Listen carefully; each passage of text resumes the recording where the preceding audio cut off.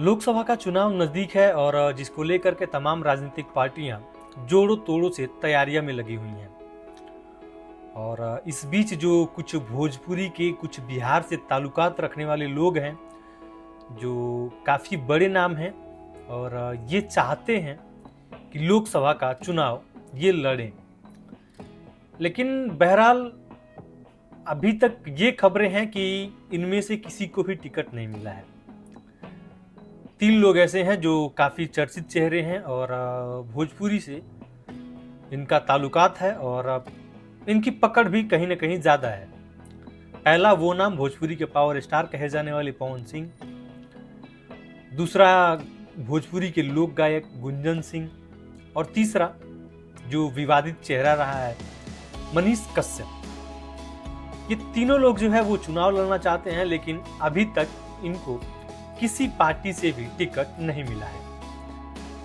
लेकिन इसके बावजूद गुंजन सिंह जो है वो तमाम तरह की तैयारियों में लगे हुए हैं और अलग अलग जगहों पे इनका जनसंपर्क हो रहा है, अलग अलग ये रैलियां कर रहे हैं, जिसमें इनका साथ दे रहे हैं मनीष कश्यप। मनीष कश्यप साथ दे रहे हैं, पहुंच रहे हैं इनके रैली में, इनके जनसंपर्क में।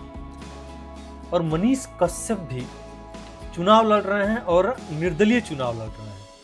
इनको अभी तक टिकट नहीं मिला है। इन तीनों में से किसी को भी टिकट नहीं मिला है, लेकिन ये तीनों चुनाव लड़ेंगे और निर्दलीय लड़ेंगे, जिनमें से अभी तक मनीष कश्यप और गुंजन सिंह ये 2 नाम ऐसे हैं जो निर्दलीय चुनाव लड़ने के लिए चुनाव प्रचार में जोरों से लगे हुए हैं। मनीष कश्यप भी जोरों से लगे हुए हैं, तमाम चुनाव प्रचार कर रहे हैं, लोगों से जनसंपर्क कर रहे हैं।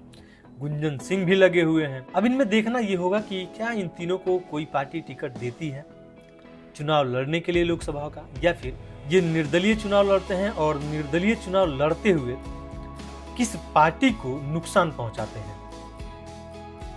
बाकी जो है तीनों के तीनों जो है वो नामियर चेहरे हैं और बहुत ही बड़ा इनका जनसंपर्क है और लोगों से मिल रहे हैं फिलहाल।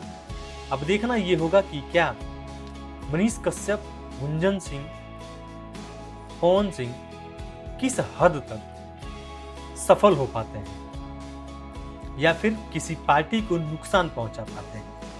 क्योंकि अगर जो ये निर्दलीय चुनाव लड़ेंगे तो जाहिर सी बात है कि अगर जो ये निर्दलीय चुनाव लड़ रहे हैं तो किसी न किसी पार्टी को नुकसान तो होना है, क्योंकि ये नामियर चेहरे हैं और बहुत ही पकड़ है इनकी लोगों में। तो किसी न किसी पार्टी को तो नुकसान होगा अगर जो इनको टिकट नहीं मिला तो, ये साफ है।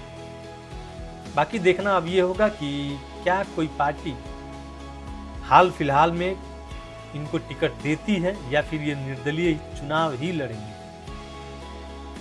बाकी ये तो आगे का आने वाला समय बताएगा। देखना ये है कि आगे अब क्या होता है इस पूरे चुनावी रणनीति में इन तीनों को लेकर के। बाकी मिलते हैं बहुत जल्द ताजे अपडेट के साथ, तब तक के लिए बहुत बहुत धन्यवाद।